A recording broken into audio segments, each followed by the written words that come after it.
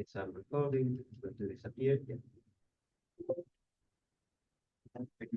Thank you very much, Brando, for being here. So, good morning, everyone. I'm Brando. I'm a PhD student at the University of Torino, and thank you very much for inviting me here. Today, I'm here to talk about my research project, which focuses on cultural production and dominant narratives in the Italian gaming community, as you can see. So, as we all know, today video games are not just a way to spend some time in what Huizinga called the magic circle. They do more than represent reality. They also express and shape the cultural hegemonies, both within the gamer community and perhaps more importantly, in wider society. So there's a strong relationship between video games and physical society. Okay, I don't think, in fact, it's necessary to mention some episodes in which video games have moved outside the virtual world. We have an example about the neo-Nazi massacre in Christchurch in 2019, committed by Brenton Tarrant. We have a demo campaign carried out by Alexandria Ocasio-Cortez on Among Us, very popular video games, especially in the US, for the 2020 United States elections. We have also the assault on Capitol Hill in 2021 that was organized and made on a gaming platform like Call of Duty, for example. And also to stay in Europe, we have the Macron words in the winter of 2023, when the French president said that video games were responsible for the numerous youth uprising in France. So is another sort of example to the connection or the guessing connection between video games and society. So this very interesting medium seems to acquire year after year an ever greater cultural and ideological significance. So clearly, the situation in Italy is totally quite different from that in the United States. Fortunately, in Italy, the far right is not yet radicalizing through video games. But at the same time, this medium is increasingly becoming a form of expression, especially among the younger generation. So for my research, I have chosen 3 case studies. So the first is GTA, Grand Theft Auto, is a very famous video games saga, and is the most video games played in Italy, especially by younger generation. The second is Call of Duty. Also, Call of Duty is a very popular and played video games in Italy. I have consciously decided to not analyze EA Sports game, like, for example, FIFA or Pro Evolution Soccer. Maybe there are more popular respect GTA and Call of Duty that are the most played video games in Italy. But I think also the EA Sport games have their narratives, have their dynamics, but are very different. Dynamics are totally different. And so I think study EA Sports narratives in EA Sports games deserve another PhD for time. So I decided to cut them and select only GTA and Call of Duty. At the same time, I will also analyze the dynamics related to relationship and ideologies within the community and its spaces. So I chosen some spaces such as Discord forum, Twitch, or Reddit forums.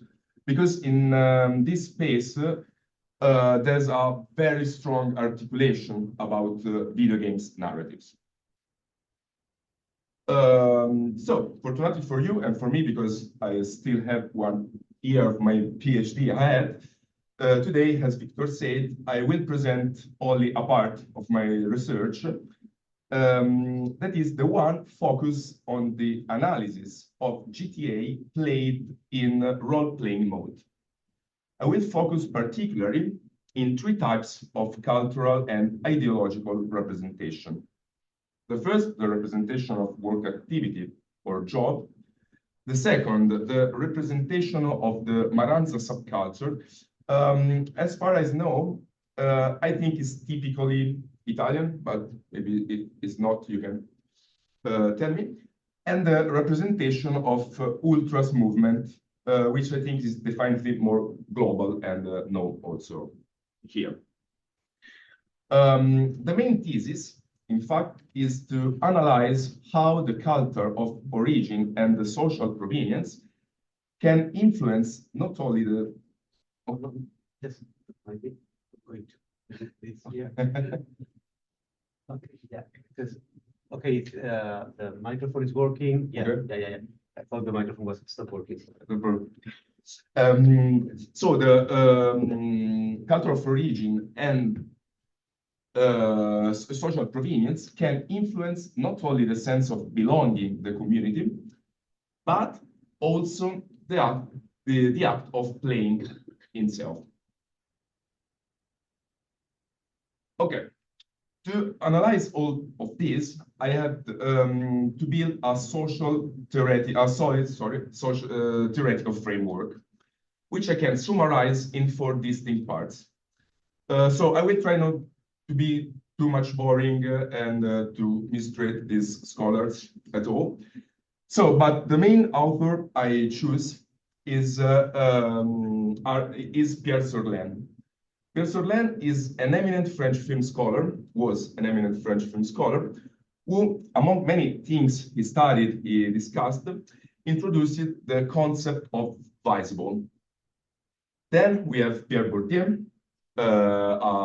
French sociologist, with his concept of social taste, which is fundamental for studying video games from an ethnographical point of view.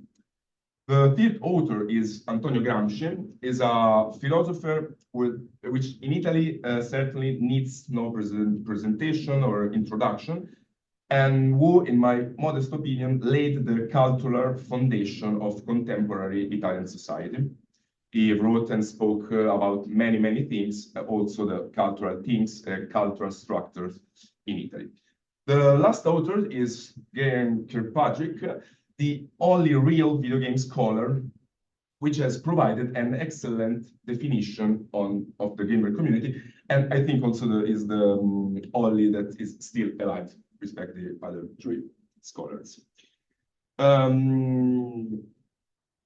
Okay, so if you, some of you don't know all these scholars or any of these scholars, I will try to explain them and or better introduce them. Another thing, the choice to mainly select scholars who have not worked on video games nor on games in general has 2 reasons.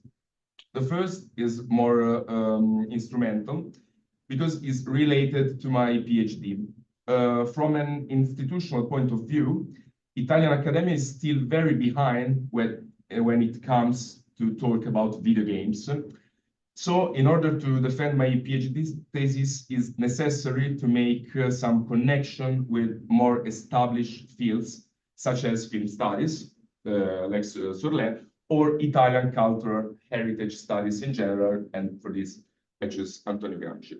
The second reason is related to my academic background, because I have studied a very beautiful subject like philosophy that is considered useful, very useful in Italy. And so I am used to making some strange connections between authors and different periods and different backgrounds. So I tried to mix the thinking, the thoughts of this author. Okay, let's introduce the first author, Pierre Sorlin, and his concept of visible. Well, according to Sorlin, the visible concerns the film dimensions and is referred to what a spectator can recognize as its own when he watches a movie. Okay, at the first glance, this may seem quite obvious because clearly having different experiences, each viewer can recognize something of his own while he watching a film. But Sorlin doesn't say this. Because for Sorlin, if we think about it more carefully, thinking about the individual viewer makes little sense in this kind of study. Because every individual, whether they want here or not, is a part of specific social group with its own customs, its own culture, and its own representation. So is in this way that the visible works. So let's take a simple example. Let's consider a person who took part in the Italian resistance against Nazi fascism between 1943 and 1945. And compare him with a not Italian researcher, but who is an expert in Italian cinema. So if we bring both of them into a movie theater, showing, for example, a very popular film in Italy, Actum Banditi by Carlo Lizzani in 1951, produced in 1951, well, to an individual level, the two viewers will certainly notice different nuances and way of seeing the film, depending from their own experiences. But the visible, in this case, the whole set of representational codes used by filmmaker, will be recognized as their own only by first one. From this differentiation, two figures emerge: the complicit viewer and the resistant viewer. This definition was given by Maria Grazia Fanchi in 2005. The complicit viewer is the one who is able to read the filmic text and recognize it on the basis of their previous experience. While the resistant viewer, on the contrary, opposes his own social-cultural identity to the filmic text, which they are not able to recognize as their own. We have therefore seen that Sorlin visible consists in the representation of certain codes that a specific group of viewers recognize as its own. In this case, it's the producer who chooses, based on their own experience, which codes to represent and then presents them to the audience. A relationship that is almost passive between the viewer and the filmic text. But what's up when we try to analyze the visible within video games? To try to understand this, let's focus on today's case studies. The video game saga, Grand Theft Auto.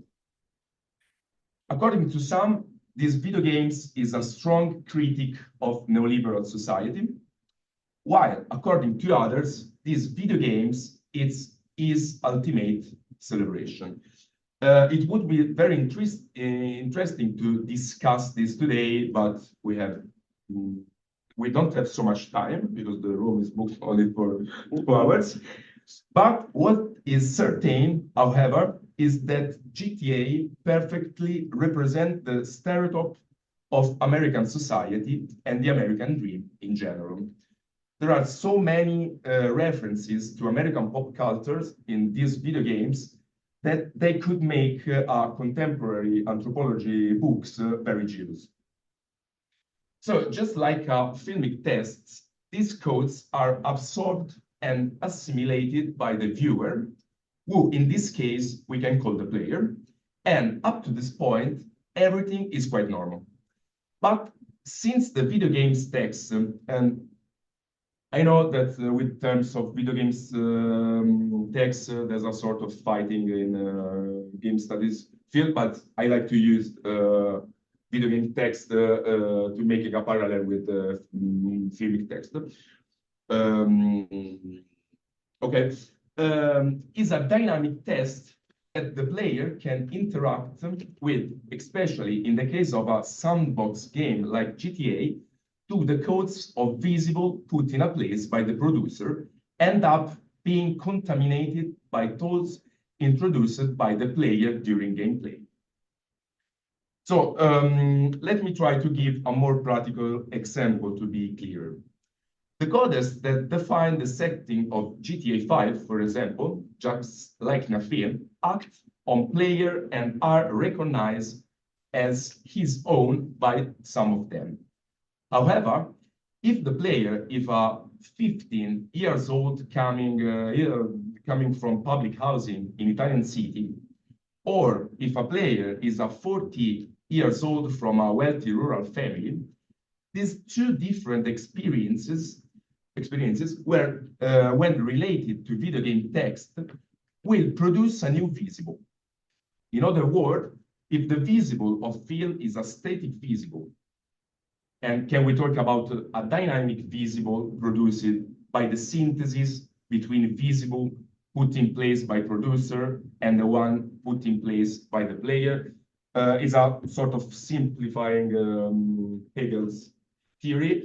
Yeah, but in the first question of my PhD thesis, I try to ask me if there is a possibility to a dynamic visible in video games produced by the visible produced by the producers of the games, in this case the Rockstar Games, with American pop culture, American dream, and the visible produced by the act of play itself by a single player. This is the first question I'm trying to answer in my thesis. So the second author that we will quickly analyze is also named Pierre, but this time is Pierre Bourdieu, and his theory of social taste.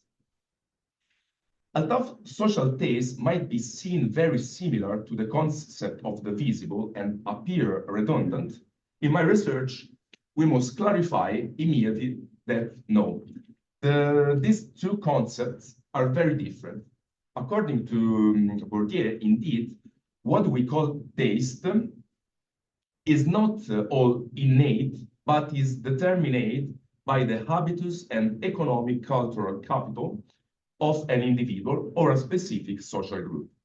In other words, if Dorian Gray had been born in a working class neighborhood, he would not have been the dandy we all know. And so one of the research topics proposed by Bourdieu that I found very, very interesting for my work is his description of a classic Sunday lunch in a French household. According to the sociologist, plain eating typical of the working classes contrasts with eating according to certain forms typical of the bourgeois, of the middle class.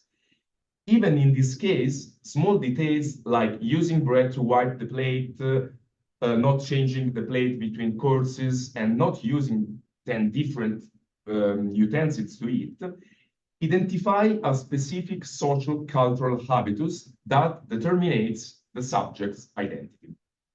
For example, we can talk also about noise. When I think back to my family's lunches from my childhood, I remember chaotic situations, noisy conversation, rather than calm discussion marked only by the sound of spoon on the plate. Well, I have therefore tried to apply this framework to the world of video games, not for investigating the eating habits of Italian gamers, but their gaming choice.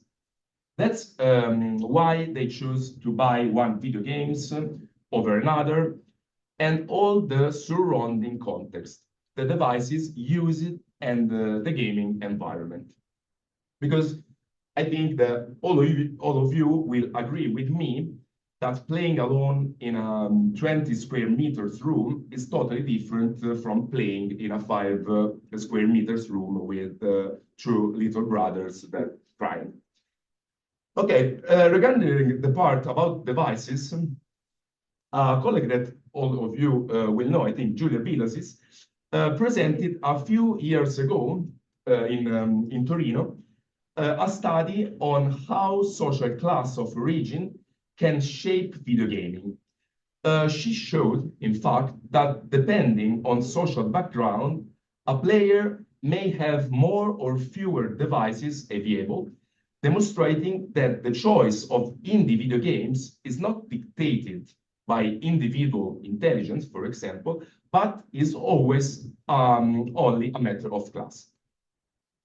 However, I have chosen to go a little deeper, considering the possibility of customizing your character in GTA, which is taken to the extreme in the online role-playing modded version.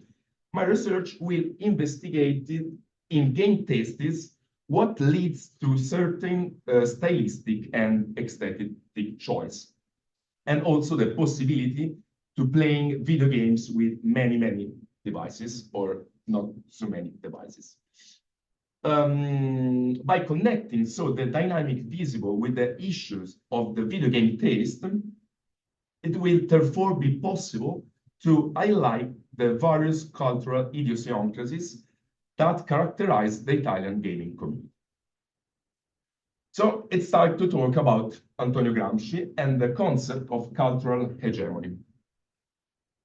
As I said before, Antonio Gramsci is a very influential figure in Italian culture.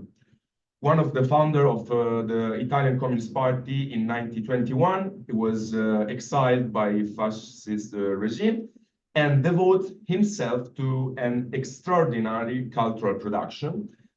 In fact, his writings analyze Italian society in all its forms, including the cultural one. And it's precisely in the cultural field that Gramsci theorized the concept of cultural hegemony. This theory is so sharp and disruptive that today, also in the circles of the American far-right, Gramsci is constantly studied. And I also wonder how ICE agents, for example, can understand Gramsci, but we can discuss about it. And so, for Gramsci, cultural hegemony is the dominance of a ruling class over subordinate classes through the control of cultural consent.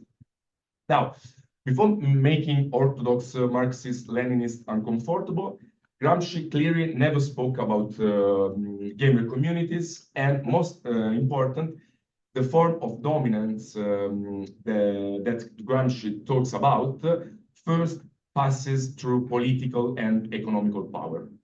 But cultural hegemony can therefore be understood as the process through which domination is made invisible to those who are subjected to it. So hegemonic narratives, on the other hand, are the stories, the symbol, and the cultural representation that support and spread hegemony.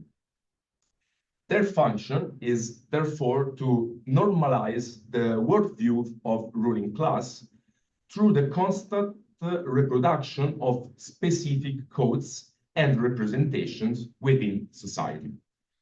For example, the so-called American dream represented in GTA, for example, can be seen by some as a way of affirming an hegemonic narrative that transmits specific values such as meritocracy, individual success, and capitalism, or war propaganda, for example. This is a manifesto for 2022 for the celebration of army in Italy.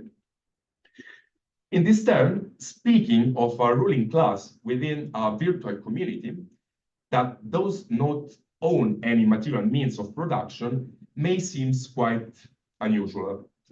But on the contrary, refusing to acknowledge that relations of power and domination exist within this virtual community would mean ignoring the social impact that video games have on society itself.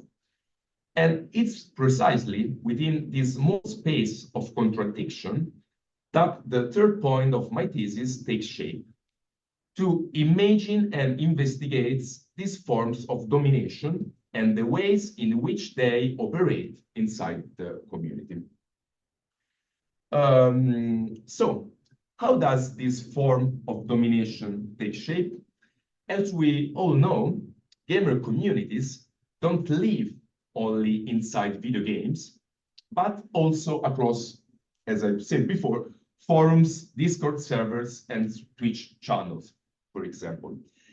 These spaces are constantly shaped, or in this case, hegemonized, by successful streamers and visible figures, which, willingly or not, set the tone in terms of what is popular, what is trendy, and which narratives and aesthetics became dominant in a given historical moment. This form of domination can operate in different ways, from the choice of the coolest controller in a certain period, or the way to specific ideologies that members of the community are implicitly encouraged to adopt. And we have some example in the American gaming community. So recently, together with a colleague, Giuseppina Pirozzi from the University of Parma, we conducted a study on the reproduction of patriarchal power within a video game. The video game is Star Citizen, an open-world science fiction role-playing game. And in that case, we observed how hegemonic narratives within the community were shaped not only by the game's own narrative, but also and above all by the members of the community themselves, who establish aesthetics, language, and symbolism. To give a very quick example, players who role-play as police officers in the game tend, in most of the cases, to adopt a style of role-playing centered on authoritarian and repressive language. This is often accompanied in gameplay videos by the use of songs associated with film that portraying hardline police officers. One example is the Bob Marley song Bad Boys, which later became the soundtrack of a famous movie. And through language analysis, that is a field and an area in which Giuseppina is a very real expert, we also noticed that repeat use of the verb to rape, used in Italian, to describe a clear defeat of an opponent.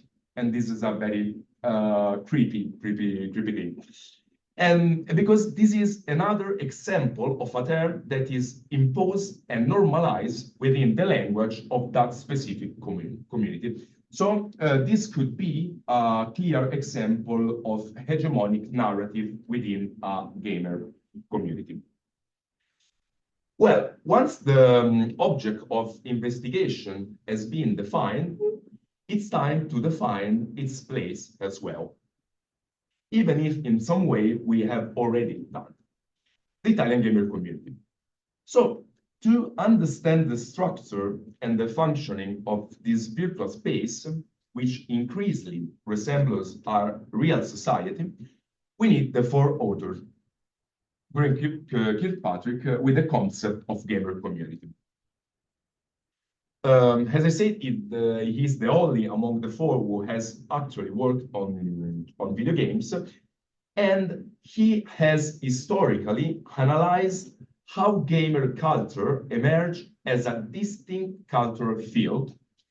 And according to him, during the 1980s, with the spread of computer games and specialized magazines, a community of players developed that did not simply play games, but also created its own language of evaluation, their preferences, and their shared identity.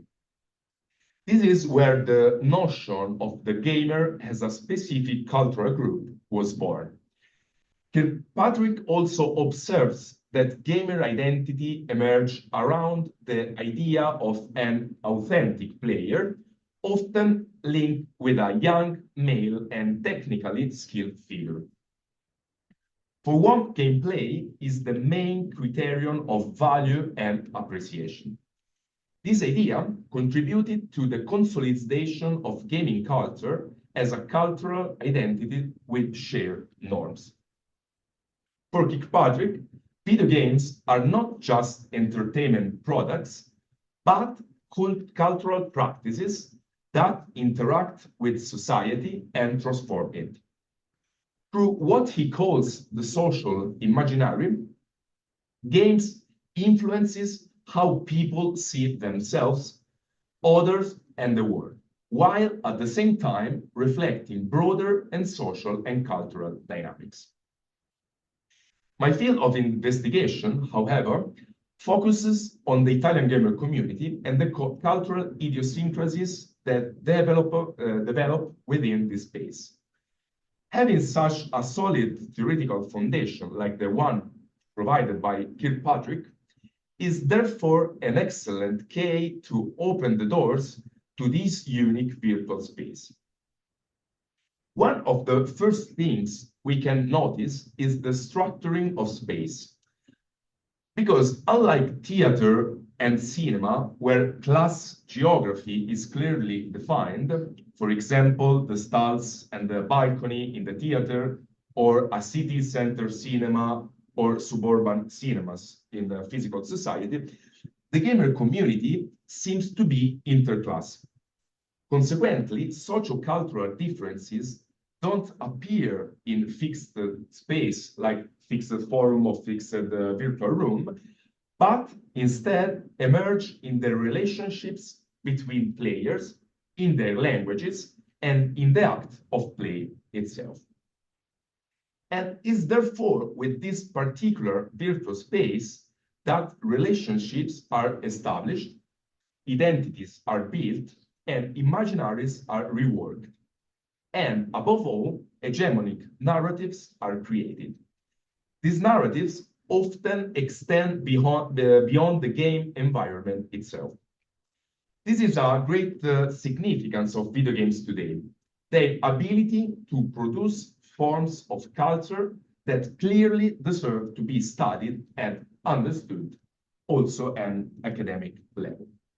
So it's time to talk about Grand Theft Auto. I hope I haven't bored you too much with some philosophical and sociological stuff. And so we can see the practical section. Well, the first thing to do is to explain how GTA role-playing server works, clarifying their somewhat paralegal nature. Because in the early 2015, a group of players that are clearly skilled in programming created 5M. 5M is a modification platform aimed at emphasizing the open world aspect of GTA. This creates a modified version of the game where players could engage in role-playing without following the main mission, but simply by living inside the game. This is a very important thing because, you know, GTA is a very big sandbox game, but to finish the game, to play the game, you have to follow some mission. You can choose many missions, but you have to follow them. In the modded version, there are no missions, and you have to only, it's a sort of Sims with gangsta vibes. Okay.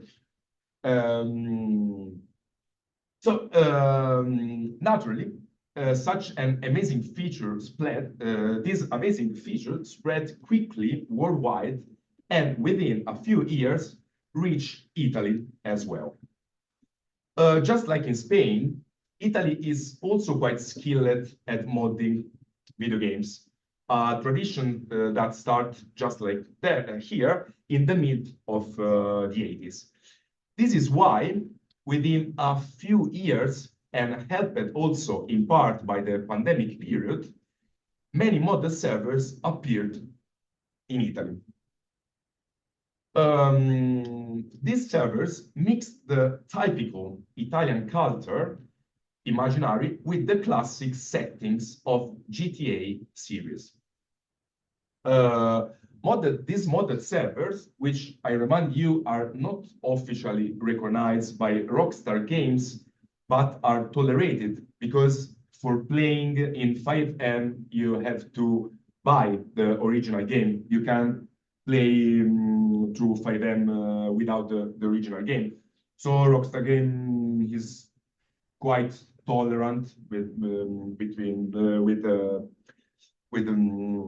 5M. So this server works like this. The player asks the server administrators for permission to participate, and once accepted, the player creates their own character and their own story. So unlike the original game, where you play the protagonist, here you can be a criminal, a police officer, or even take on normal job like journalist or post courier. Very similarly to neoliberal physical society, it's the job that identifies the player on the server.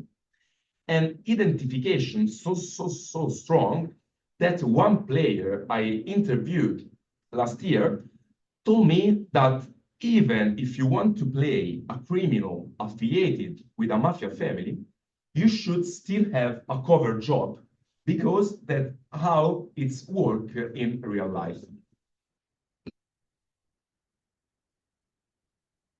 So, to analyze the dynamics of work reproduction within modded GTA servers, I brought in a great Italian sociologist. He was Romano Alquati. Romano Alquati spent his life studying and analyzing how human labor is reproduced within capitalistic society. In other words, he described and analyzed how work structures society rather than the other way around. Alquati was one of the founders of the journal Quaderni Rossi and a typical representative of Italian workerist Marxism, a branch of Italian Marxism that rejected the authoritarianism and dogmatism of the Italian Communist Party in the 1960s. It theorized how workers' struggle without an institutional mediation could be applied to society as a whole.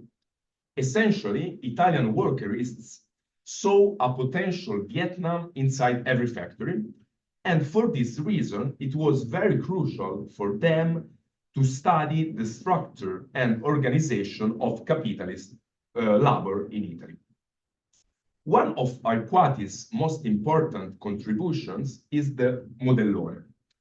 Modellone is the detailed model of labor organization within society, and these models take place the highest point in the ownership of the means of production and therefore in power, but differently from the orthodox Marxist tradition, there are some lower levels, and the lower level of this model see work as a major form of social identification, creating personal relationships and defining the individual. So very similar to Gramsci's hegemonic narrative, here the power socially values labor so that exploitation is not perceived. So if you work, you shape your identity within the society. And this is the point I used to analyze the reproduction of work on GTA. But there are also another aspect, because according to Romano Alquati, for most of our day, we continuously produce value that accumulates and at the top of his modellone. The space where we are not producing value becomes smaller and smaller as capitalist society progresses, but it still exists. The unresolved, the residuo risolto or unresolved residue. This space basically serve to the rest of the workers and let them regain strength to return to work. For Alquati, writing in the 1970s, this resting space also served to plan political struggle for libertarian revolution. For me, talking in 2026, it instead helps us understand why so many people use this space to replicate a work activity they should have already enough of. In other words, why people and work and go to work again in a virtual space. So the answer I found after interviewing several players is that people are often so frustrated at work and subject to bullying and exploitation that they feel to need to replicate in their free time the job of their dreams. And this is a very tricky thing, but it doesn't stop there. Because during some interviews, it's also emerged that very often the same player experience bullying at work related stress, even in the virtual work. So people feel exploitation and stress also when they play at work, in the work done for fun. And so from an aesthetic point of view, works of these GTA servers aiming for realism tries to reproduce the various jobs even visually. If you take a look inside this space, you will notice police cars, Italian post vans, or if the servers don't have enough money for this modification, member of American SWAT speaking with a typical Southern Italian accent, imitating the stereotypical language of Italian police officers. So the reproduction of work activity in GTA, in fact, is a full reproduction of neoliberal society. And according to Michel Foucault, neoliberalism creates the illusion that individual self-realization can be achieved through sacrifice and effort. Sacrifice and effort that, in most of the case, coincide precisely with the work itself. And so, by reproducing dynamics that are typical of Western society, the structure of the video games inevitably ends up reproducing exploitation and problems related to the economics, sustainability as well. Within this framework, the utopian idea of a wage connected to individuals' degree of freedom and creativity appears quite unrealistic. Because if GTA 5 roleplay were to offer high and equal wages to everyone or equal worker condition to everyone, it would be completely undermine the specific form of storytelling that define the game itself. In fact, GTA 5 play the roleplay mode doesn't require the qualification that are expected in physical world, such as formal skills or degree. And it allows to move very easily between different jobs. It's a sort of social stairs that don't require some skills or something else. So it's a very neoliberal simulator of society in this way. Because of this, the in-game monetary system becomes essential to maintaining a hierarchical social structure that is coherent with the world of the game is trying to represent. In this sense, money in GTA RP functions as a key mechanism for reproducing that social structure and therefore for preserving the sense of realism that many players actively seek. But the reproduction of labor is not simply the reproduction of schemes and models that are typical of neoliberal society. If reproducing labor means reproducing something that sustains neoliberal society, then this reproduction can also involve elements that, at least on the surface, appear to undermine its foundation. In the other word, even practices that seem critical, alternative, or resistant can end up being absorbed into the logic they appear to pose, contributing to his stability rather than his collapse. I'm referring, in particular, to the reproduction of the ultras movement and the Maranza subculture, two movements that are generally considered antisocial within Italian society. I chose to analyze these two models precisely because of their non-revolutionary nature.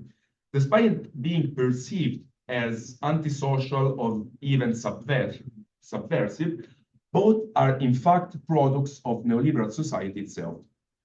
More importantly, their aim is not to overturn that system. On the contrary, they reproduce its values, its hierarchies, and forms of identity, even while positioning themselves symbolically in opposition to. So, while I assume that most of you already know the ultras movement, I would like to briefly explain what Maranza means. Maranza is a subculture that emerged among the second-generation Italian youth, is characterized by strong affirmation of one's origin, expressed through a very specific style of clothing, such as tracksuit, Nike shoes, branded caps, and large and gold chain, as well through a distinctive language. This subculture is also associated with attitude and imaginaries that can often be linked to be micro-criminal. The reproduction of these two phenomena takes place precisely by emphasizing their perceived asocial nature. In the other word, it highlights exactly those aspects for which these subcultures are most often criticized by public opinion. Ultras cultures, on the other hand, has been present in Italy since the 1960s, is often associated exclusively with blind football-related violence, but within the movement, there are also very interesting dynamics, both in terms of youth aggregation and oral storytelling, because those who belong to this context are the ones who organize stadium choreographies or who keeps to follow their favorite teams regardless the results of league position. It's a form of passion that unfortunately has often resulted in episodes of free violence, but which clearly cannot be reduced to that alone. And this is a sort for my hometown. The reproduction of these models seem to be mediated by the narrative produced by public opinion. In the case of ultras movement, the focus is almost exclusively on violence and conflict, while fundamental aspects such as their aggregative role or the critique of modern football are ignored, totally ignored. You can actually see how players seem to focus almost entirely on the physical clashes in the game without really paying attention to the other aspects of the movement. Like, as I said before, like the passion for the football team or the sense to belonging to a community, to a movement. Even the way the characters' faces are covered up highlights only the fighting side, creating a narrative that lines up almost perfectly with the one promoted by public opinion. In the case of Maranza's subculture, attention is placed only on a micro-criminal behavior, without any real analysis of the context of poverty and social marginalization, from which may Maranza come. Very often, the representation is completely stereotyped and associated with symbolic places of decay and petty crime, like, for example, the Vale of Scampia, the famous building in Naples, linked to mafia and Camorra, but now today are mostly of them are totally empty and used only for filming mafia movies or trap music videos. At the same time, it completely ignores the other aspect, like the assertion of North African cultural roots by many of its members. In GTA, played in role-playing mode, a Maranza character can definitely look cool, but they have to be a foreigner and a criminal. Only this. A character which is visually Maranza in the game can never take on the role of a journalist, for example, or a bartender. Their role will always be criminal because that's what they represent. In many ways, it doesn't seem that different from physical society. So, the hegemonic narrative produced by the dominant class is therefore taken up by the Italian gaming community and reworked not necessarily in a critical or disruptive way, but rather as a form of representation of something that has now become an integral part of our society. The attempt to analyze these two elements by trying to structure their demography and geography is still ongoing, and I hope to be able to complete everything in the coming months before the discussion of my thesis.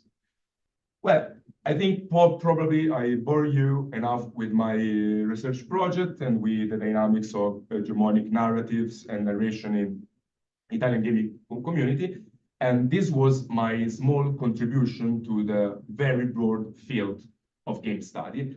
Because for me, I'm born in 1990 and using since I was a child that video games were a waste of time or something for social loser. So being able to talk in an academic context about how this media is a factory of hegemonic narrative is definitely a personal satisfaction.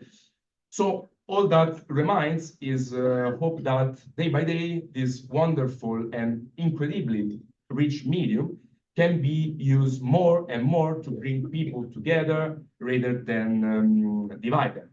At the same time, we can only hope that these narratives don't, in the future, lead to a radicalization of a right ideology, like in the US, because ideally these virtual spaces are spaces born to be free and non-discriminatory and can inspire us to imagine alternative worlds of peace and equality, which we can then strive to bring into the physical society. And so thank you very much, everyone. Thank you very much, Brando.